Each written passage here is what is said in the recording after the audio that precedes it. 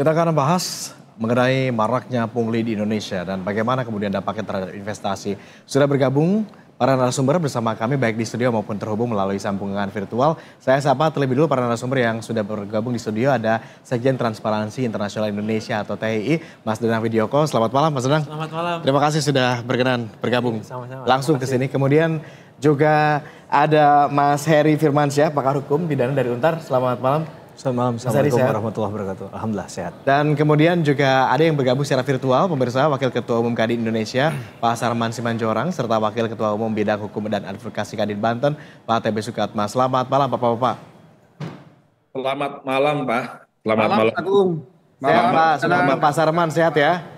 Di sini ada Mas Heri, ada juga Mas Danang yang bergabung bersama kami diskusi kita yang offline maupun juga online terkait hal ini. Ini kan sudah mencuat ke permukaan begitu ya. Saya mau langsung saja coba bertanya langsung ke Wakatum Kadin. Seperti apa update-nya ini? Sejauh ini tindakan Kadin Pusat terhadap dugaan permintaan jatah proyek begitu oleh pengurus Kadin Cilegon kepada pengusaha lokal seperti apa ini? Ya, jadi saya dulu atau dari Pak Sukatna dulu? Silakan Bang Sarman dulu kali ini. Silakan Pak Sarman kalau gitu. Oke, terima kasih. Ya tentu memang kita lihat bahwa Ketua Umum kami Pak Nindya Bakri merespon ini dengan cepat. Ya, artinya tidak hitungan hari tapi hitungan jam ketika masalah ini viral. Kadin Indonesia langsung mengambil sikap bahwa ini ulah oknum yang sangat-sangat disayangkan dan langsung juga dilakukan atau dibentuk tim investigasi dan juga pasti nanti Mas Sukatna juga akan menyampaikan bahwa tim investigasi ini dibentuk juga dengan dibantu oleh Kadin Provinsi Banten yang langsung membawahi Kadin Kota Cilegon dalam hal ini. Yang jelas bahwa Kadin Indonesia adalah merupakan mitra strategis pemerintah yang dimana kita tahu Kadin ini dibentuk berdasarkan Undang-Undang Nomor 187 tentang Kadin, di mana kami merupakan mitra strategis yang juga menjaga iklim investasi yang sehat. Menjaga bagaimana investor-investor di Indonesia itu memiliki rasa aman dan nyaman.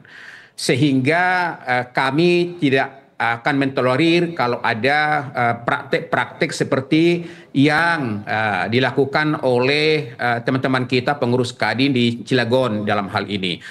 Dari pihak Kadin tentu pemberdayaan pengusaha lokal kita dukung. Ya, karena bagaimanapun kalau ada investor di satu daerah tentu kita harapkan juga bahwa pemberdayaan pengusaha lokal ini juga diberdayakan. Tapi tetap kita harus mengedepankan prosedural. Kita mengedepankan profesionalisme bahwa pasti yang namanya investor itu akan mencari mitra-mitra yang sesuai dengan kriteria yang mereka harapkan. Dari sisi kapasitas, dari sisi pengalaman, dari sisi kemampuan, dan lain-lain. Tentu dalam hal ini mengedepankan proses yang telah mereka tetapkan dalam hal ini. Tentu kalau dengan cara-cara katakanlah intimidasi atau mungkin dengan cara-cara menekan, saya rasa itu jauh di luar daripada rasa profesionalisme dari pengurus Kadin Indonesia. Karena bagaimanapun dalam Kepres nomor 18 tahun 2002 tentang persetujuan anggaran dasar anggaran rumah tangga Kadin, bahwa Kadin itu juga memiliki etika bisnis dalam hal ini. Dan kita tahu bahwa setiap anggota Kadin itu wajib menjaga etika bisnis, yaitu menjunjung tinggi nama baik organisasi serta melaksanakan sepenuhnya sesuai dengan ketentuan anggaran dasar rumah tangga dan ketentuan organisasi lainnya. Jadi artinya bahwa ini sesuatu yang harus dilaksanakan oleh anggota-anggota kita. Nah, untuk itu kita lihat Pak Nindya Bakri cepat membentuk tim investigasi dan sudah turun ke lapangan, dan Kadin juga menginisiasi bagaimana dilakukan mediasi dengan Kementerian investasi, dan waktu itu sudah ketemu juga dengan Bapak Menteri Wakil Menteri Investasi dan Hilirisasi, dan juga sudah dilakukan pertemuan. Artinya bahwa ini diselesaikan secara organisasi, dan kalau memang ada pelanggaran-pelanggaran pidana tentu kita serahkan kepada aparat yang terkait, yaitu pihak kepolisian dalam hal ini. Nah, jadi kami dari Kadin Indonesia clear bahwa kami akan selalu mendukung berbagai upaya pemerintah bagaimana kita mampu menciptakan iklim usaha dan iklim investasi yang kondusif. Begitu. Baik, dari Kadin Banten mungkin ada tambahan? Baik, terima kasih Bang. Betul apa yang disampaikan oleh Bang Sarman tadi, tentu kita menghormati proses investasi. Kita memang membutuhkan investasi yang begitu besar, khususnya di daerah Cilegon ini dan Banten pada umumnya Bang. Terus kemudian juga ini pola-pola kemitraan memang harus dibangun begitu kuat antara pengusaha nasional, multinasional, termasuk juga dari perusahaan asing. Ini yang terjadi Bang, terus kemudian juga karena memang agak kurangnya informasi pola kemitraan yang terjadi. Meskipun beberapa aturan kita punya, ada Undang-Undang Nomor 25 Tahun 2007 tentang penanaman modal, terus kemudian juga ada Peraturan Menteri Investasi Nomor 1 Tahun 2022 tentang tata cara pelaksanaan kemitraan. Nah, ini yang terjadi di Cilegon ini. Investasi begitu besar sampai triliunan dan ada di beberapa perusahaan yang umumnya itu perusahaan-perusahaan asing. Tapi yang terjadi adalah kerjasama pola-pola kemitraan dengan perusahaan-perusahaan lokal ini sangat-sangat minim sekali. Sehingga tujuan daripada pengembangan ekonomi baik lokal maupun nasional, khususnya di Banten, ya agak kurang tercapai. Karena apa? Karena memang umum yang terjadi di Bang Sarman ini di Cilegon, itu perusahaan-perusahaan asing, perusahaan besar, itu banyak sekali merekrut pekerjaan-pekerjaan yang sebetulnya bisa dikerjakan oleh kawan-kawan kita di Banten, di Cilegon. Tapi yang terjadi, itu ternyata mereka juga kurang membagi-bagi rezeki kepada pengusaha-pengusaha lokal. Jadi kami juga mohon kepada para stakeholder, penegakan aturan mengenai kemitraan, mungkin mohon lebih dikuatkan lagi Bang Sarman dan rekan-rekan sekalian. Agar jadi, pembagian kerjanya lebih proporsional begitu ya Pak Sukamta? Ya betul, harus proporsional juga. Ya jangan sampai kemudian uang begitu besar masuk ke daerah, tapi orang daerah kurang menikmati. Yang terjadi justru lingkungannya aja yang dijadikan ini. Masa urusan-urusan yang sepele misalkan ya, kayak orang fotokopi, saya masalah elektrikal aja kami nggak mampu, ya kami di sini juga mampu dan memiliki kemampuan tentang itu. Jadi mohon mungkin bapak-bapak yang di pemerintahan, terus kemudian juga bapak-bapak yang ada di Kadin Pusat juga bisa lebih kuat lagi untuk memberikan perhatian kepada pengusaha-pengusaha di daerah nih Bang Sarman nih. Mungkin jadi yang sekarang emang perhatiannya kurang gitu, Pak Sukamta, apa gimana? Nah, saya kira Bang Sarman lebih tahu mungkin titik-titik itu, karena ternyata kan bukan cuma di Banten ini, gejolaknya mungkin di beberapa daerah juga bisa jadi kejadian yang sama. Ini perlu saya sampaikan supaya menjadi perhatian bahwa pergerakan ekonomi itu kita harapkan bukan saja pada pihak-pihak tertentu, tapi daerah, pada pengusaha-pengusaha daerah lokal itu juga bisa bergerak, karena mereka juga punya andil untuk mengembangkan perekonomian di daerahnya. Ya kalau ada makanan banyak ya bagi-bagi lah, istilahnya kan begitu, kepada pengusaha-pengusaha. Toh ini kan swasta, bukan juga mulai jalur APBD atau APBN. Nah kira-kira seperti itu Pak. Oke Pak Sukamta, sebelum kembali ke Bang Sarman, tadi bicara soal investasi, kita juga sebetulnya Berita Satu Utama sempat mencoba mengundang Wakil Menteri Investasi dan Hilirisasi Pak Tua Pasaribu, tapi sayangnya yang bersangkutan belum berkenan, berhalangan hadir mendadak begitu ya. Tadi kami dapat update informasinya. Sebelum ke Bang Sarman lagi, saya coba ke Mas Danang. Dari pantauan Anda, dari kacamata TII begitu, bagaimana Anda melihat fenomena pungli dalam dunia industri di Indonesia, khususnya yang terbaru terjadi gitu, termasuk oleh organisasi non pemerintah begitu seperti Kadin misalnya? Sebetulnya ini bukan kejadian yang terjadi di Cilegon baru-baru ini, ada banyak sebetulnya. Oke. Jadi catatannya sudah ada banyak nih. Sudah banyak, yang lapor udah banyak, yang mengeluh udah banyak gitu. Bahkan praktek-praktek pungli bukan hanya di industri biasa, tapi bahkan industri yang ada di kawasan industri gitu yang tertutup itu pun juga terjadi gitu. Jadi sebetulnya ini persoalan yang sudah lama terjadi, gitu, tidak menjadi perhatian, baru menjadi perhatian baru ketika terjadi di Cilegon. Dan kemudian yang kedua saya kira praktek-praktek ini menggunakan preman ini sebetulnya ini adalah salah satu bentuk problem di hukum kita yang paling rendah di bawah ya. Bagaimana kepastian berinvestasi itu bisa diganggu. Jadi ini kan ceritanya pengusaha setempat menggunakan preman gitu. Harusnya kalau hukum kita berjalan dengan baik, harusnya pengusaha setempat membawanya ke pengadilan gitu ya. Menggunakan lawyer untuk menuntut nih investasi. Kenapa kok malah menggunakan buruh dari yang dibawa dari tempat lain, menggunakan katakanlah barang baku dari tempat lain bukan di lokal. Nah aturan itu yang sebetulnya bermasalah. Nah problem di hukum kita bukannya bekerja sama dengan lawyer dan membawa pengadilan, justru membawa preman. Ini saya kira problem mendasar dalam investasi dan hukum kita. Tetapi apa yang disampaikan oleh Pak Sukamto tadi sebenarnya cukup masuk akal ya. Kenapa ketika membangunnya di wilayah tertentu, kenapa yang merasakan malah orang lain gitu? Harusnya kan. Ini menurut saya ini salah satu konsekuensi dari undang-undang Omnibus Law Cipta Kerja kita gitu. Jadi Omnibus Law itu salah satunya sebetulnya menyederhanakan perizinan, judul besarnya ya, tema besarnya. Tapi pada prakteknya sebetulnya menurunkan kualitas investasi. Jadi investasi yang datang ke kita bukan lagi high quality investasi tapi investasi yang berkualitas rendah. Maksudnya apa? Semua dilonggarkan termasuk kemudian berbagai persyaratan dilonggarkan semuanya. Nah, untuk mengatasi ini harusnya kembali ke sistem hukum kita gitu ya. Kerjasamanya dengan lawyer, bukan dengan preman. Bicara hukum nanti ada Mas Heri, tapi saya ingin coba konfirmasi dulu. Anda punya catatan tampaknya Mas Danang, dalam periode waktu tertentu, adakah data yang masuk begitu berapa catatan pungli?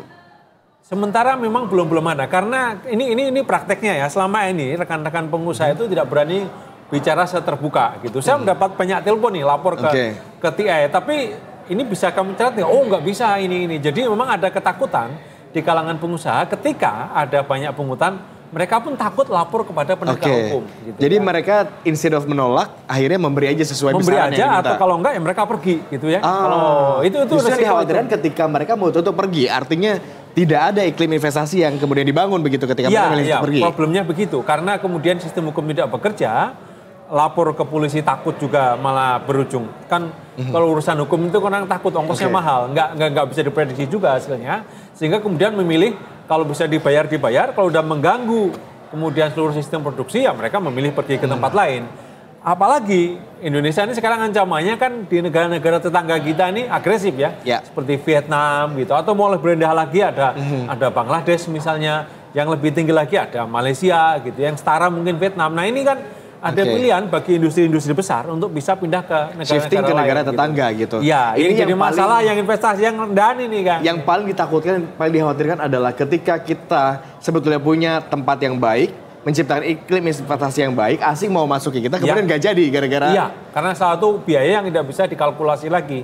Jadi ini kan problem di hukum kita. Artinya ada kesepakatan. Katakanlah ongkosnya sekian-sekian, tapi dalam prakteknya ternyata ada hal-hal lain, ada biaya-biaya lain yang harus dikeluarkan, dan ini mulai mengganggu produksi. Jadi ini rame ketika mungkin nilainya bisa sampai 5 triliun ya. Artinya ini bukan angka kecil besar, gitu ya. Dan itu di luar angka operasional yang sudah dikalkulasi oleh masing-masing perusahaan begitu ya. Iya, itu yang saya kira mulai mengganggu produksi. Kalau bicara hukum ini ada Mas Heri tampaknya pakar hukum pidana. Dari kacamata Anda melihat temuan demi temuan kasus pungli ini seperti apa sih? Ya, sebelum masuk ke pungli mungkin saya akan menyinggung sedikit fungsi utama dalam hukum pidana ya. Ada 3 fungsi utama Mas Agung di situ, yaitu untuk melindungi kepentingan individu, kemudian masyarakat dan negara. Nah kalau kita kontekskan dalam pungli ini, tentunya ketika bicara dikaitkan dengan investasi, tentunya kan investasi itu bicara 2 hal juga. Ada keamanan, ada kepastian hukum. Nah ini relevansinya dengan hukum pidana tadi. Bahwa ketika mereka terganggu untuk melakukan satu proses kegiatan usaha, saya rasa memang itu dilindungi lewat mekanisme hukum pidana. Tapi sebenarnya persoalan tadi yang kita dengar dari teman-teman Kadin yang mewakili tadi, ini kan sebenarnya bukan persoalan hukum semata. Ini bagi-bagi kue lah, yang kalau kita bicara dalam pendekatan, bukan pendekatan yuridis saja, tapi ada sosiologis di sana, filosofisnya berdirinya Kadin juga perlu disinggung dalam tema kali ini menurut saya. Jadi kalau jelas pungli pasti sesuatu yang dilanggar. Bahkan dalam konteks kalau dia melakukan ancaman kekerasan, bahkan kekerasan sekalipun, di pasal dipidana pasal 368 KUHP dan pasal 335 KUHP itu kan ancaman pidana beratnya juga muncul di situ. Ancaman pidana 9 tahun. Berarti bukan termasuk pidana yang biasa-biasa saja Mas Agung. Concernnya adalah dalam hal ini kalau kita kaitkan dengan pembangunan, investasi dan lain sebagainya. Ini kan menimbulkan jadi ekonomi biaya tinggi yang menghambat investasi. Ketika menghambat investasi ujungnya menghambat pembangunan. Jadi ini juga masalah serius yang harus ditangani oleh pemerintah ya. Ini bukan masalahnya dalam tanda petik preman konvensional nih. Ini sudah ada label modern di sana begitu kan? Karena bisa saja ini jadi atau mungkin terorganisir begitu. Terorganisir ataupun jadi mata pencarian. Nah, itu yang saya rasa kalaupun tadi ini hanya melalui pendekatan hukum semata, kemudian aktor-aktornya tidak digali lebih dalam siapa aktor di belakang ini semua, ini kan juga ya menurut saya tidak selesai juga perkaranya. Tapi menarik ketika Anda menyebutkan Mas Heri ini adalah sebuah mata pencaharian. Kalau saya coba garis bawahi mata pencaharian, nanti Anda ingin menyebutkan bahwa ini sebetulnya tindakan yang rutin terjadi begitu? Sesering itukah sampai ini dibilang mata pencaharian? Kalau boleh saya bawa pernyataan dari Mas Danang tadi kan sudah disampaikan, ya kan? Bahwa ini bukan hanya sekali terjadi, bukan hanya di Cilegon saja, mungkin sudah jamak terjadi di banyak wilayah di Indonesia. Ya, faktor utamanya adalah ketakutan tadi. Padahal mereka butuh kepastian hukum, mereka butuh keamanan untuk melakukan operasionalisasi bisnis mereka di Indonesia. Bahkan ini bisa berbahaya bagi negara misalnya kalau dipindahkan misalnya investor luar. Ini kan sedang banyak digali untuk investor luar berinvestasi di Indonesia. Tapi ketika mereka merasa tidak nyaman dan tidak aman, mereka akan mudah memindahkan hal itu. Sehingga apa yang dilakukan oleh pemerintah pusat ini menjadi tidak linear dengan tidak seiring sejalan dengan apa yang terjadi di lapangan. Maka menurut saya tadi tidak hanya menghukum lewat mekanisme pidana saja, harus ada pendekatan untuk perubahan kebijakan katakanlah. Apakah dari pemerintah daerah mensinergikan itu kan? Nah, kalau kita bicara tentang ini kepentingan banyak orang, ini hajat hidup orang banyak. Saya juga percaya hal itu, apalagi dalam situasi ekonomi kita sekarang yang tidak menentu begitu ya, banyak cobaan, banyak bukan hanya dari Indonesia tapi global, secara global juga berdampak. Saya rasa penting untuk menggali pendekatan ini tidak hanya dari mekanisme hukum semata begitu. Yang perlu dipastikan juga apakah mereka yang hadir pada saat kejadian kemarin di TKP itu memang dalam tanda petik adalah orang luar, tidak terafiliasi dengan instansi apapun. Atau artinya memang bergerak sendiri tanpa ada perintah, tanpa ada persetujuan instansi begitu ya? Ya, karena tadi saya katakan kalau ini hanya kemudian menangkap orang-orang ini, kemudian tidak menyentuh akar persoalannya. Karena logika yang dibangun kan secara logika orang awam umumnya adalah kok berani-beraninya membuat pernyataan demikian. Pernyataan yang dilontarkan itu di depan orang banyak. Apakah memang ini dalam tanda petik by design atau tidak by design? Oke, ini mungkin kita konfirmasi saja ke Pak Sukamta kalau begitu. Pak Sukamta, pada saat kejadian, begitu pada saat itu, apakah memang itu diketahui atau mungkin tadi untuk menjawab apa yang saya Mas Heri begitu ya, apakah itu ada mungkin pernyataan pendukung terkait hal itu gitu untuk bertemu dengan pihak pengusaha dan sebagainya? Ya, memang di video itu memang belum lengkap ya, di fakta-faktanya itu baru beberapa menit peristiwa video itu ya. Sebetulnya ada peristiwa-peristiwa yang mendahului. Di antara mereka itu sudah ada pertemuan-pertemuan, termasuk adalah ada janji akan memberikan list-list pekerjaan misalkan untuk perusahaan-perusahaan lokal. Tapi kemudian yang memancing mereka spontanitas mengucapkan kata-kata misalkan 5 triliun itu karena memang tadinya sudah ada list-list pekerjaan yang kemudian dijanjiin ternyata di lapangan sudah dikerjakan oleh pihak lain. Inilah yang kemudian saya katakan perlunya ada perlindungan terhadap perusahaan-perusahaan lokal, pengusaha-pengusaha lokal, karena ternyata di lapangan yang mengerjakan fakta-fakta yang kami terima adalah memang orang-orang luar, orang-orang lingkaran-lingkaran perusahaan-perusahaan asing itu, sehingga bagaimana mungkin kami misalkan pengusaha-pengusaha lokal yang hari-hari ada di situ, bekerja di situ, terus kemudian ikut menggerakkan perekonomian di sekitar Cilegon, tidak kebagian sedikit pun dari bagian investasi ini, yang artinya nantinya kan bisa dianggap kemudian gagal untuk menggerakkan perekonomian daerah. Jadi tidak ada perintah-perintah, itu semua spontanitas yang dilakukan oleh rekan-rekan sekalian. Kebetulan saya adalah salah satu bagian tim advokasi yang membela mereka di kepolisian sebagai tim hukumnya. Pak Suharto, artinya sebelumnya memang ada agreement tertentu begitu ya dari pihak perusahaan dengan pengusaha lokal setempat begitu bahwa harus bagi-bagi pekerjaannya begitu ya. Tapi ternyata kemudian dilanggar begitu. Iya, sudah ada pertemuan di antara mereka secara soft, secara baik-baik. Mereka meminta, karena memang Kadin itu kan organisasi resmi, dibentuk berdasarkan undang-undang. Apalagi ada aturan-aturan tentang pola-pola kemitraan. Jadi pola kemitraan yang diatur oleh undang-undang, oleh aturan itulah yang mereka minta. Teman-teman Cilegon ini meminta bagiannya untuk mendapatkan pekerjaan itu. Tentu pekerjaan-pekerjaan yang bisa mereka lakukan. Kalau cuma sebatas land clearing, terus kemudian electrical, konstruksi ringan, mereka bisa lakukan. Tapi kalau semua ini diambil atau diserahkan kepada bukan pengusaha lokal, inilah kejadiannya seperti ini. Jadi saya katakan, saya membantah itu bukan premanisme, itu spontanitas saja. Cuman kebetulan saat ini pemerintah lagi galak-galaknya memberantas premanisme yang di luar sana dengan cara-cara yang tidak baik, maka seolah-olah, nah peristiwa yang terjadi seakan-akan itu pengusaha malak investor. Saya katakan itu tidak benar. Ya, Kadin, pengusaha-pengusaha Kadin tidak akan pernah melakukan itu hanya spontanitas saja. Spontanitas, kira-kira seperti itu. Jadi angka sekian triliun itu sebetulnya bukan angka yang terkalkulasi ya, itu hanya spontanitas aja begitu ya? Tidak mungkin. Mereka itu teman-teman Kadin, pengurus Kadin ini tidak bisa mengintervensi agar perusahaan itu mengeluarkan 5 miliar memberikan pekerjaan. Tidak mungkin, mereka tidak memiliki kewenangan tentang itu. Itu hanya spontanitas saja mengeluarkan kata-kata itu agar kira-kira tolong dong bagi-bagi pekerjaan itu kepada kami. Jangan kemudian yang kenyang tuh perut orang terus, orang luar gitu. Jadi ya wajar kemudian pengusaha-pengusaha daerah untuk mendapatkan pekerjaan itu. Mereka punya anak istri, punya tetangga, ya punya saudara-saudara yang juga orang-orang daerah Cilegon yang perlu bangkit perekonomiannya. Kira-kira seperti itu. Oke, Pak Sarman tampaknya ingin segera angkat bicara. Gimana Pak Sarman? Ada tanggapan tambahan? Ya, jadi memang terus terang dari sisi apa yang beredar kita sayangkan ada hal-hal seperti ini, karena tadi yang bilang oleh Pak Sukatna bahwa kebetulan kita juga dari Kadin ya sedang ya mendorong dan juga meminta pemerintah hadir dengan banyaknya keluhan-keluhan dari pelaku-pelaku usaha yang mereka juga sangat dirongrong oleh praktek-praktek premanisme dalam hal ini.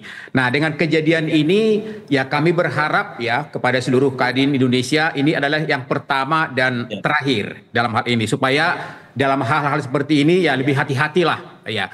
Yang jelas seperti yang kami katakan tadi bahwa memang punya hak ya teman-teman pengusaha-pengusaha lokal itu juga untuk bermitra dengan investor-investor yang ada di daerahnya, supaya ya jangan mereka menjadi penonton di daerah sendiri dalam hal ini ya. Dan memang ini perlu ditindaklanjuti karena pada zaman Pak Bahlil Menteri Investasi, beliau pernah melakukan MOU dengan Kementerian Koperasi yang mewajibkan bahwa setiap investor itu, investor besar, wajib menggandeng pelaku-pelaku UMKM. Nah, termasuk mungkin dalam hal ini adalah pengusaha-pengusaha lokal. Nah, tentu ke depan ini perlu mungkin kita minta lagi, kita pertegas lagi bagaimana dari sisi apakah ada juklaknya misalnya atau juknisnya yang akan menjadi pegangan kepada calon-calon investor, sehingga kita harapkan bahwa apa yang disampaikan aspirasi dari Kang Sukatna tadi itu ya kalau memang yang bisa dikerjakan pengusaha lokal ya berikan juga mereka kesempatan untuk berpartisipasi. Yang jelas bahwa memang kami dari Kadin tentu akan selalu mengedepankan bagaimana agar para calon-calon investor yang masuk ke Indonesia itu memiliki rasa keamanan yang kenyamanan. Tentu tadi disampaikan bahwa tingkat kepercayaan investor untuk masuk ke Indonesia itu sangat-sangat tinggi. Karena kita memiliki populasi yang besar dan juga memiliki sumber daya alam pendukung yang mumpuni. Akan tetapi kalau kita tidak bisa menjaga dari sisi keamanan dan kenyamanan, nah tentu ini dikhawatirkan akan mengganggu psikologi mereka akan bisa pindah ke negara-negara lain. Karena kita tahu seperti Vietnam itu sangat agresif, ya mereka memberikan kenyamanan, kepastian hukum, bahkan setiap investor berapapun tanah yang mereka sediakan, minta disediakan oleh pemerintah. Artinya bahwa ini menjadi tugas kita bersama. Karena bagaimanapun dengan kondisi saat ini, investasi ini sangat-sangat kita butuhkan, ya, akan mampu katakanlah memperkuat devisa kita, akan mampu mendongkrak pertumbuhan ekonomi daerah dan ekonomi nasional, dan tentu yang paling strategis juga adalah mampu menciptakan lapangan pekerjaan dalam hal ini. Nah, sehingga tentu nanti akan kami sampaikan kepada Ketua Umum Kadin bagaimana supaya MOU atau nota kesepahaman antara Kementerian Investasi dengan Kementerian Koperasi yang sudah ditandatangani ini ada mungkin jumlah teknisnya lagi, sehingga ini menjadi salah satu pegangan bagi pengusaha-pengusaha kita lokal maupun nanti calon-calon investor, supaya mereka betul-betul membuka diri bermitra dengan pelaku-pelaku UMKM. Artinya dengan batasan-batasan tertentu. Ya, kita tahu bahwa mungkin kalau pekerjaan-pekerjaan tertentu yang teknologi tinggi dan strategis tentu mungkin tidak bisa dikerjakan oleh pengusaha lokal. Tapi hal-hal yang tadi disebutkan oleh Pak Sukatna tadi, kemungkinan besar itu sesuatu yang memungkinkan bermitra dengan pengusaha-pengusaha lokal, begitu. Oke, saya kembali ke Mas Heri kalau begitu. Tadi kan Pak Sukatma menyebutkan bahwa mengkonfirmasi bahwa ini sebetulnya sudah ada agreement di bawah tangan sebelumnya, bahwa akan diberikan kesempatan begitu pekerjaan bagi warga Cilegonnya sendiri begitu. Tetapi kenyataannya tidak ada. Oleh karenanya kemudian sejumlah pihak tadi datang begitu menemui para pihak asing tersebut begitu, katakanlah untuk menagih janji katanya. Ini bukan premanisme, bukan pungli kalau kata Pak Sukatma. Kalau dari kacamata Anda, bisakah ini dikategorikan sebagai tindak pidana pemerasan begitu? Iya. Atau korupsi atau apapun itu gitu? Yang pasti ini sudah terjadi ya, maka proses dan sudah hiruk pikuk di media begitu kan, di ruang publik, maka kemudian ada pendekatan dari proses penegakan hukum, yaitu pendekatan hukum pidana. Maka masuk ke tahap penyelidikan yang notabene belum tentu itu jadi peristiwa penyidikan. Di tahap penyidikan belum tentu ada ditemukan perbuatan pidana, itu terlebih dahulu. Maka ini harus diuji kembali, mungkin akan dipanggil misalnya saksinya, mungkin juga ada keterangan ahli untuk memastikan apakah kegiatan semacam ini, proses semacam ini terpenuhi unsur deliknya nggak, misal di pasal 368, di 335 KUHP-nya.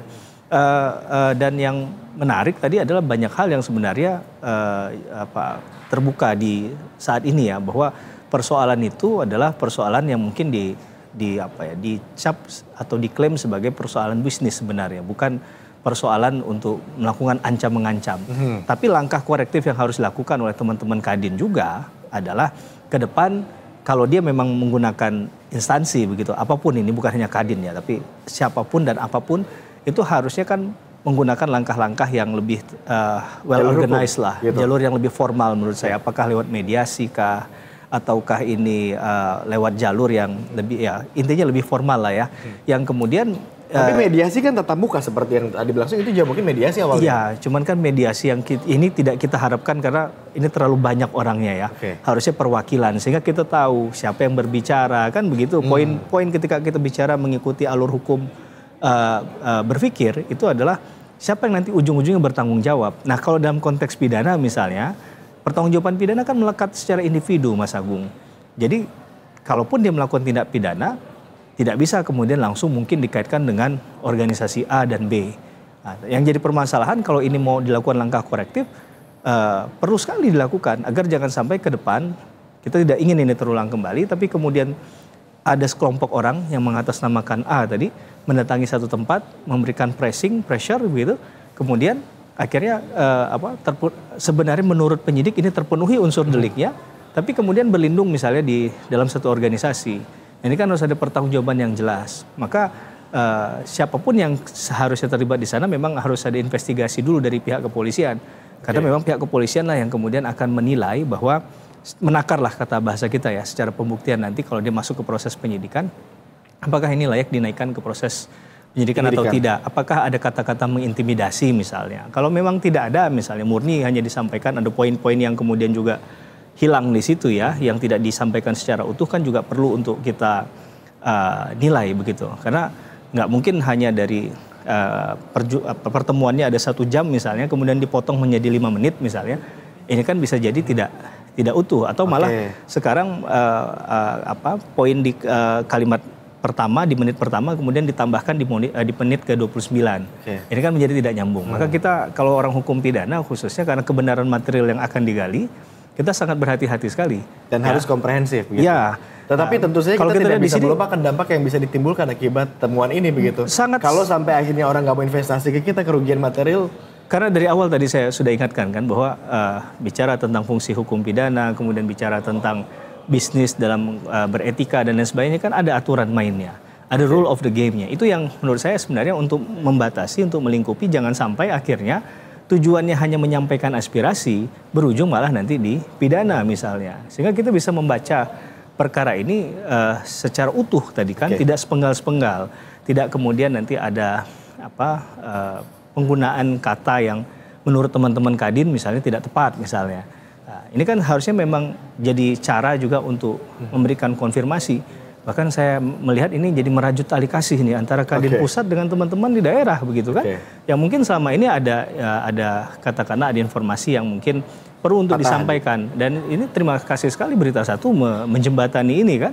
Agar ini menjadi clean and clear apakah kemudian ini masuk ke ranah pidana atau tidak. Kalau kita lihat dari beberapa cuplikan saja, sepertinya tidak ada tindakan fisik yang mengancam. Tapi sifatnya kan intimidatif. Ya, bahasa ancaman tadi ini kan ketika mau dibelokkan bisa aja Mas Agung. Bisa subjektif lah katakan. Mas Agung merasa tidak terancam, orang lain merasa terancam. Kalaupun hanya menggunakan kata istilah 1T harus diberikan ke saya misalnya. Nah, itu apakah kemudian dimaknai sebagai satu ancaman atau tidak? Maka menurut saya jalan tengahnya dihadirkan ahli. Apakah ahli yang berhak menilai itu ahli yang di luar non hukum misalnya, ahli bahasa misalnya, apakah kalimat begini ini adalah kalimat ancaman atau tidak? Nah, tapi sekali itu terlepas dari mens reanya. Ya, terlepas dari mens reanya. Jadi kalaupun ini nanti dihentikan misalnya perkaranya di SP3 karena pasal 109 ayat 2 KUHP itu kan memberikan peluang untuk dihentikan satu perkara karena ditemukan bukti misalnya, dan ini perkara bukan perkara pidana misalnya. Tapi tetap langkah korektif diperlukan agar jangan sampai tadi teman-teman di daerah yang punya militansi tinggi tadi tanpa berpikir matang mendatangi satu tempat, memasuki pekarangan wilayah orang saja itu kan sudah bisa aja ada jalur pidana lagi, Mas Agung. Kalau cara berpikir kita adalah memenjarakan orang, banyak cara untuk melakukan itu.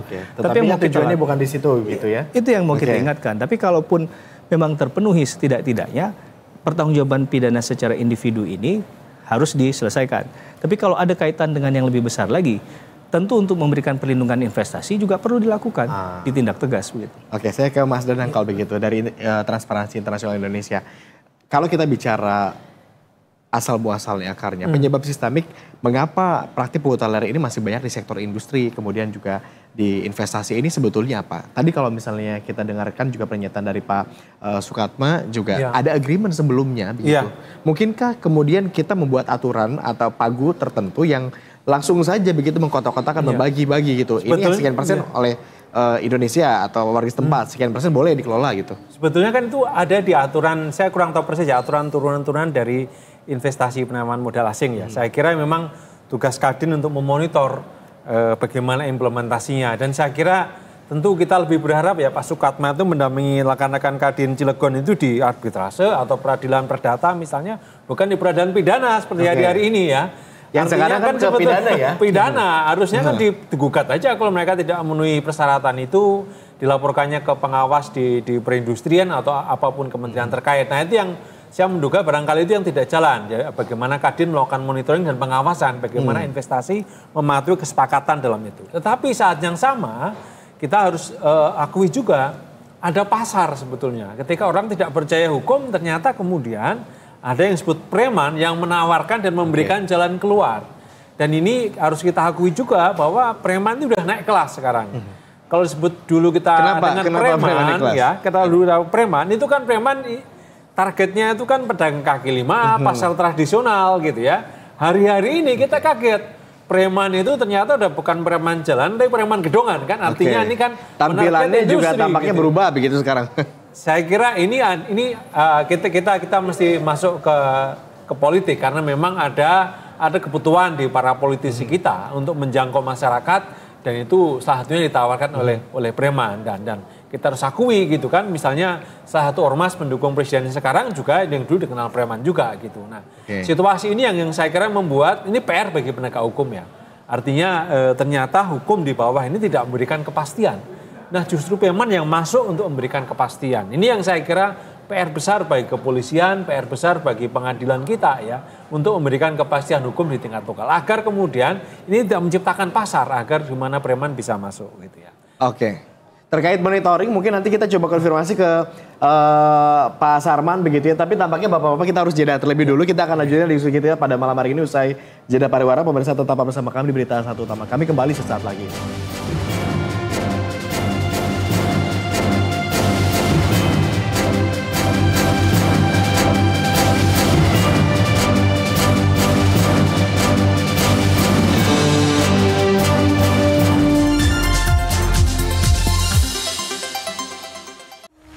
Inspirasi otomotif dan teknologi terkini. Let's go!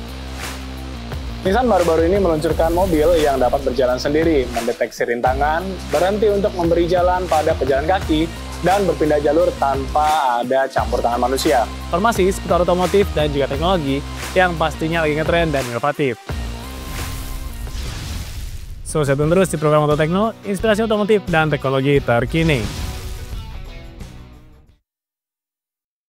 Wisata alam, wisata kuliner, sampai dengan sejarah. Seperti tempat yang akan kita kunjungi kali ini. Banyak juga jalanan yang licin dan kita harus sempat tarik tali lagi. Akhirnya makanannya sudah tersedia di sini. Curug Bidadari, ini Indonesia! Jadi saksikan terus, ini Indonesia. Let's go baby! Berita Satu, bersatu menginspirasi. Dan sekarang aku bakal ngajak kamu nih untuk lihat bagaimana proses pembuatan madu. Ini madu yang kita panen melalui panen sedot, Bapak ya? Betul, proses sedot. Kita langsung lanjut ke proses selanjutnya. Oke, siap. Di mana jamur-jamur segar ditanam, dipanen, dan didistribusikan. Simak yuk prosesnya dari nol. Simak dari nol, Minggu pukul 10 waktu Indonesia Barat. Berita Satu, bersatu menginspirasi. Sejak Januari hingga Agustus 2024 tercatat 849 kasus bunuh diri yang ditangani oleh Kepolisian Republik Indonesia. Pinjaman daring tidak hanya menyisakan duka dan nestapa, namun juga derita berkepanjangan bagi sebuah keluarga. Bersama saya, Agung Hardiansyah, inilah Expose selengkapnya. Berita Satu, bersatu menginspirasi.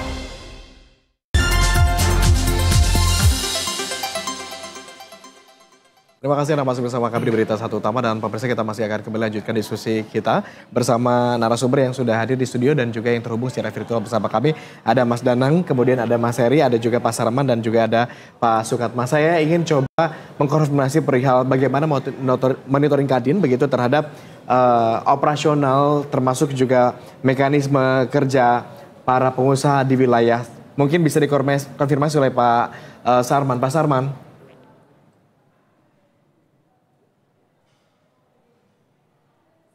Oke, tampaknya Pak Sarman belum bisa menangkap audio kami.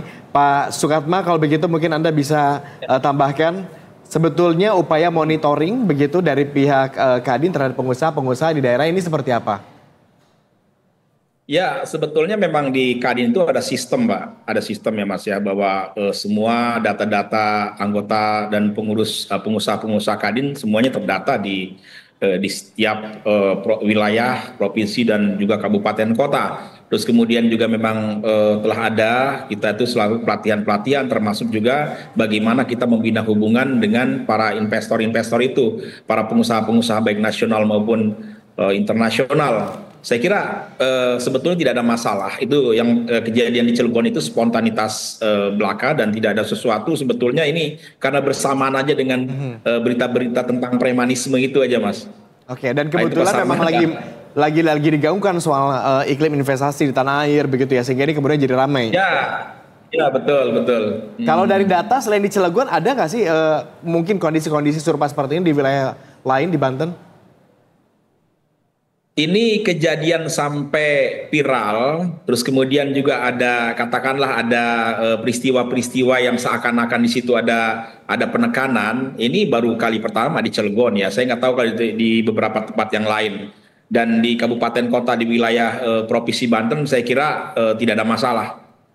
Oke, kalau kembali tampaknya sudah bergabung bersama kami Pak Sarman nih. Pak Sarman, kalau bicara soal mekanisme pengawasan, monitoring begitu Kadin Pusat terhadap perilaku anggotanya di daerah ini seperti apa?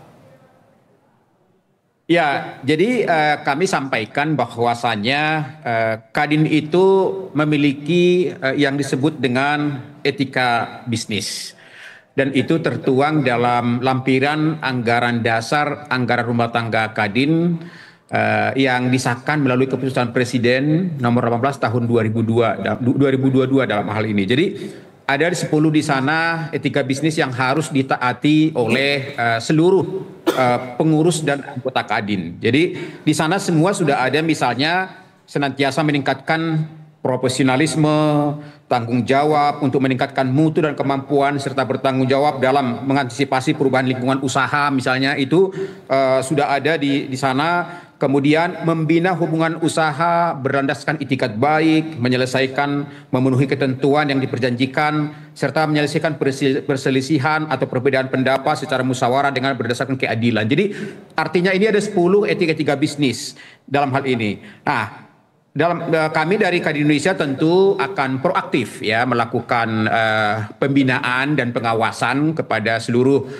pengurus Kadin semua tingkatan. Nah, tentu memang kami juga akan coba proaktif nanti dengan Kementerian Investasi dan juga Kementerian UMKM untuk menyusun suatu apakah itu juklak atau juknis misalnya bagaimana langkah-langkah dan upaya pengusaha lokal yang ingin bermitra dengan investor yang di suatu daerah ya supaya mereka juga memiliki peran dalam sebuah investasi karena yang saya katakan tadi kita ingin bahwa ini adalah yang pertama dan terakhir ya sehingga tidak terjadi di daerah lain karena kita lihat bahwa investor-investor yang masuk ke Indonesia ini sekarang kan tidak lagi Jawa sentris. Tapi mereka sudah banyak juga mencari di luar Jawa, apakah di Sumatera, di Kalimantan, kemudian di Sulawesi, bahkan ke Papua, Maluku dalam hal ini. Dan juga pemerintah juga katakanlah membuka yang namanya kawasan-kawasan ekonomi khusus. Nah sehingga kita sangat berharap agar nanti para pengurus-pengurus Kadin di semua tingkatan dalam hal ini memiliki suatu pemahaman yang sama, memiliki suatu upaya atau langkah-langkah yang sama apabila ingin mereka bermitra dengan investor yang masuk di satu daerah ya dengan langkah-langkah bagaimana melakukan lobby, bagaimana melakukan prosedural ya bagaimana mediasi, mengikuti ya termasuk mediasi ya tentu memang juga kami harapkan juga di sini bahwa instansi terkait ya yang ada di daerah ataukah itu mungkin di tingkat kabupaten kota provinsi ya apabila investor besar masuk di sana tentu kita juga mereka proaktif menjembatani bagaimana supaya pengusaha-pengusaha lokal juga bisa berperan dalam hal ini tentu dengan batasan-batasan yang ada sejauh mana sih pengusaha lokal itu mungkin di sektor mana di bidang mana misalnya sehingga mereka melihat bahwa kehadiran daripada investor itu mereka juga bisa ya berperan aktif dan juga secara nyata menggerakkan ekonomi di daerah termasuk pelaku-pelaku usaha yang ada di satu daerah begitu. Oke, kapan rencananya ini akan segera diformulasikan? Ya tentu dengan kejadian ini saya rasa memang kita ini akan berikan rekomendasi kepada ketua umum kami karena ini juga akan melibatkan nanti wakil-wakil ketua umum terkait ya sehingga diharapkan ada satu pedoman lah ya pedoman dalam hal ini ya untuk apa yang disampaikan oleh Pak Sukatna tadi sehingga ini juga menjadi satu panduan atau guidance bagi Kadin-kadin di berbagai tingkatan bagaimana mereka ingin bermitra dengan calon-calon atau investor-investor yang ada di satu daerah.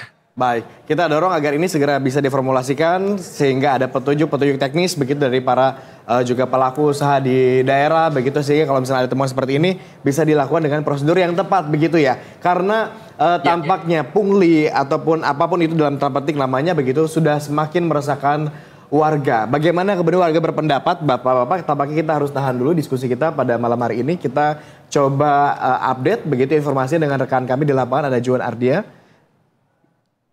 yang akan juga mengkonfirmasi bagaimana tanggapan warga terkait aksi pungli ini. Juan, silakan dengan laporan Anda.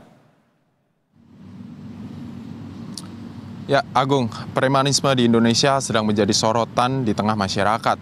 Maraknya aksi salah satunya yakni pungutan liar atau pungli. Ini juga parahnya lagi, premanisme ini berani mengincar dunia usaha di Indonesia. Nah, salah satunya adalah oknum organisasi yang meminta jatah proyek sebesar 5 triliun rupiah kepada perusahaan asing di Cilegon. Tentu aksi premanisme ini akan menghambat iklim investasi di Indonesia. Di tengah banyaknya investor asing yang sedang mengincar atau melirik ingin berinvestasi di Indonesia. Lantas apa tanggapan warga terkait hal ini? Kami akan menanyakan kepada salah satu warga yang sedang berada di lapangan Banteng. Selamat malam, Mas. Boleh berdiri, izin. Dengan siapa ini? Saya Bas. Ya. Mas Bas, boleh minta tanggapannya nggak terkait dengan banyaknya aksi premanisme, terutama pungli yang mereka ini mengincar perusahaan-perusahaan di Indonesia dan juga investor asing ini menjadi enggan untuk berinvestasi di Indonesia? Ya, kalau saya melihat keadaan ini atau fenomena ini, itu menjadi suatu penghambat. Maka dari itu, dari kegiatan premanisme atau pungli ini perlu ditindak tegas.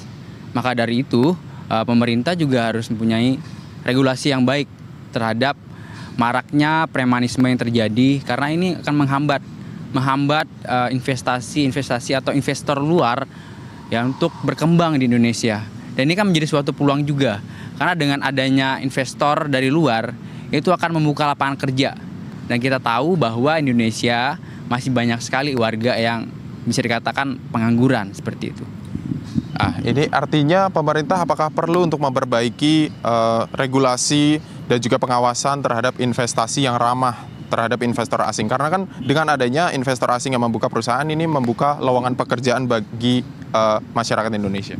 Ya, kalau menurut saya pemerintah harusnya perlu melakukan regulasi yang baik, terutama melihat ini suatu peluang sebenarnya untuk negara kita, yaitu berkembang dalam segi investasi, karena ini dapat membantu pertumbuhan ekonomi kita juga, seperti itu. Baik Mas Bas, terima kasih untuk waktunya, selamat melanjutkan aktivitas. Nah, setelah Mas Bas, saya akan juga mengajak pemirsa untuk mengetahui bagaimana tanggapan warga yang juga sedang berada di kawasan lapangan Banteng. Saat ini tengah ada, permisi Mbak, saya dari Juan Berita 1, izin boleh minta tanggapannya. Ini sebelumnya dengan Mbak siapa? Dengan Indah. Oke, Mbak Indah, boleh minta tanggapannya nggak ini terkait dengan aksi premanisme atau pungli yang mengincar ataupun menyasar perusahaan-perusahaan di Indonesia ini? Oke, baik. Untuk premanisme atau pungli ini tentu harus kita perhatikan bersama ya, terutama bagi pemerintah, karena dapat merugikan, baik itu nanti berpengaruh di bidang sosial maupun bidang ekonomi. Karena tentunya melalui hal-hal ini akan memberikan dampak yang negatif bagi kedepannya, seperti itu. Lalu mereka ini para oknum ini layaknya diapakan ataupun ditindak ataupun bagaimana oleh pemerintah? Oke, pemerintah tentu harus memberikan sanksi, atau pemerintah harus tegas dengan adanya pembuatan hukum atau aturan terhadap hal ini.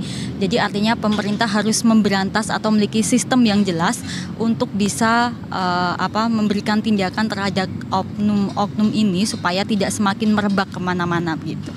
Baik Mbak Indah, terima kasih untuk waktunya, selamat melanjutkan aktivitasnya. Nah, demikian Agung terkait dengan tanggapan warga soal aksi premanisme yakni pungli terhadap perusahaan-perusahaan di Indonesia. Mereka tampaknya ini kurang setuju dengan adanya aksi premanisme karena juga menghambat iklim investasi di Indonesia. Sementara demikian Agung kembali ke studio. Baik, Juan, terima kasih atas laporan Anda. Dua warga tadi diwawancara tampaknya sepakat begitu bahwa perlu tindakan tegas yang diterapkan begitu terhadap para oknum-oknum pelaku pungutan liar ini. Saya ingin ke Mas Danang, tadi juga sempat disinggung Mas Danang soal bagaimana masyarakat begitu menginginkan adanya regulasi yang pasti, regulasi yang jelas begitu terhadap undang-undang. Padahal kan sudah ada Undang-Undang nomor 25 tahun 2007 begitu. Kemudian ada Undang-Undang juga nomor 11 tahun 2020 Omnibus Law. Iya. Yang tadi 2007 itu soal penanaman modal dalam negeri dan penanaman modal asing begitu ya. Apakah undang-undang yang sudah ada saat ini juga dirasa masih ditemukan cukup banyak celah begitu sehingga pungli ini tidak bisa terhindarkan begitu? Ya, menurut saya kita di satu sisi harus melihat ini. Artinya itu ada, kalaupun ada undang-undang, ini kan prakteknya seperti apa? Bagaimana pelaksanaannya? Bagaimana aturan-aturan turunannya?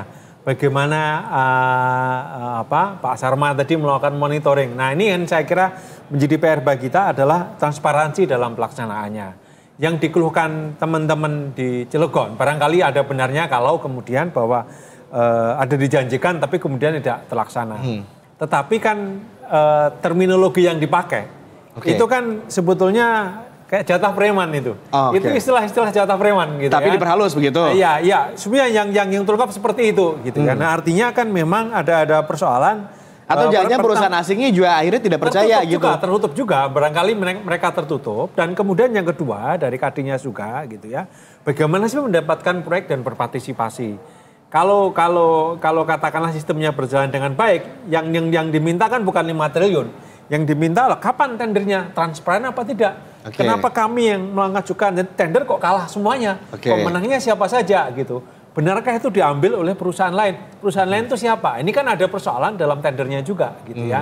Nah, proses ini yang menurut saya kalau saya boleh usul teman-teman Kadin, tolong itu diadvokasi sehingga kemudian ketika muncul ini bukan terminologi jatah preman ini kan. Tetapi memang upaya advokasi upaya advokasi membuat semua transparan gitu. Undang-undang dilaksanakan dengan baik. Perusahaan-perusahaan melaksanakan sesuai aturan dan kemudian ada pengawasan dan kemudian Kadin juga bisa melihat prosesnya dengan transparan. Ini kan ada problem barangkali perusahaannya tidak transparan dalam soal tendernya. Tapi ini kan sudah terjadi begitu. Ya. Ketika ini sudah terjadi, seberapa besar kira-kira pengaruh praktik semacam ini terhadap mungkin indeks persepsi korupsi Indonesia dan juga iklim usaha secara umum begitu. Bukan tidak mungkin kan kemudian perusahaan asing yang berencana menanamkan modal di dalam negeri kemudian juga jadi khawatir begitu ya. Karena takut ada hal-hal semacam ini juga menimpa mereka ketika mereka mau investasi. Dan ini sudah menjadi berita internasional gitu ya. Udah jadi berita internasional kalau kita cek semua di outlet media-media internasional itu semuanya mengutip praktek-praktek pungutan liar ya. Karena bukan hanya di Cilegon, di tempat lain sudah banyak keresahan gitu kan.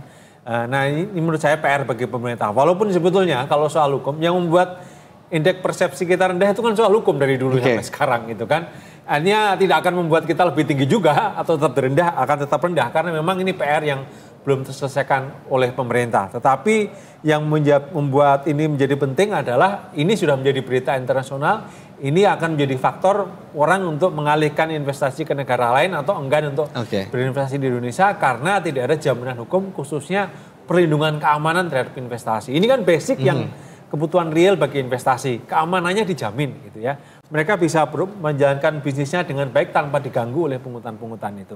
Kalau kita gagal memberikan basic servicesnya ya, pelayanan dasar yaitu kepastian hukum dan jaminan keamanan, ini akan membuat itu menjadi sulit sekali merealisasikan. Absurd untuk kemudian dilakukan begitu ya. Kemudian ke Mas Heri, ini kan sudah terjadi juga tadi ya, sudah ada yang ditetapkan juga sebagai tersangka, sudah berproses begitu ini melalui pidana begitu. Jika kemudian pelaku bukan aparat negara tapi bernaung di organisasi semi-resmi begitu ya, bagaimana kemudian konstruksi hukumnya?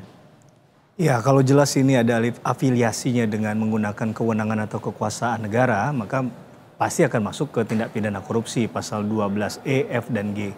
Tapi kalau kita melihat pada kasus ini, ya, realitanya kan kalau saya boleh menilai tidak ada hubungannya langsung dengan pemerintah begitu ya. Kecuali ditemukan fakta-fakta baru di kemudian hari, wallahu alam, saya nggak tahu juga begitu Mas Agung ya. Tapi untuk case ini saya rasa memang poinnya adalah memastikan orang yang menjadi tersangka saat ini memang ada afiliasinya dengan instansi tadi atau tidak, itu dulu. Baru di ujungnya tadi pertanggungjawaban yang akan kita lihat adalah mengarah ke siapa, yang pasti individu begitu ya. Yang kedua adalah apakah ada kaitan dengan yang tadi, itu baru kita lihat lebih jauh begitu kan. Tapi dalam konteks kita bicara tentang pungutan liar ini kan tidak ditemukan istilah definisi operasionalnya dalam KUHP, Mas Agung. Tapi kalau kita buka Kamus Besar Bahasa Indonesia, pungutan liar itu penjelasan secara simpelnya adalah tidak taat aturan hukum. Nah ini yang terjadi dalam kasus ini adalah menurut saya tidak taat aturan hukum itu yang kemudian jadi kemana-mana bola liarnya. Apakah tidak taat aturan hukum karena tadi tidak ada surat menyurat resmi, pertanyaan resmi yang diajukan begitu ya, forum yang resmi sehingga kemudian ini menjadi bahasanya mungkin dibelokkan menurut teman-teman Kadin jadi premanisme dikaitkan dengan saat ini sedang memang galak-galaknya memberantas premanisme dan pungli misalnya begitu kan. Padahal kita juga ingatkan bahwa pungli ini sejak dari 2016 dibuat peraturan Presiden nomor 87 kalau saya nggak salah tahun 2016 itu kan ada cyber pungli, siber pungli. Kemudian sekarang ganti jadi Satgas Percepatan Investasi namanya. Tapi sama saja perannya sebenarnya untuk memberantas hal-hal yang menghambat investasi dan pembangunan tadi.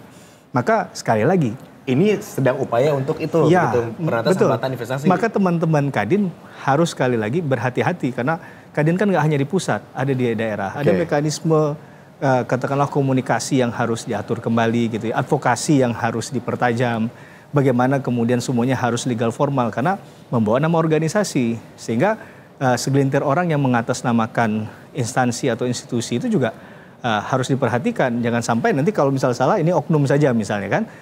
Ini yang kemudian kita tidak inginkan karena kita ingin melihat menelaah ini kita mendapatkan satu pembelajaran yang baik Mas Agung tentang bagaimana kemudian kita mengikis habis hal yang menghambat investasi kita. Tapi di sisi yang lain juga kita paham ini ceruk yang memang dijadikan hajat hidup bagi bukan 1-2 orang tapi orang berlebihan banyak. kalau kita sebut ini rebutan gitu.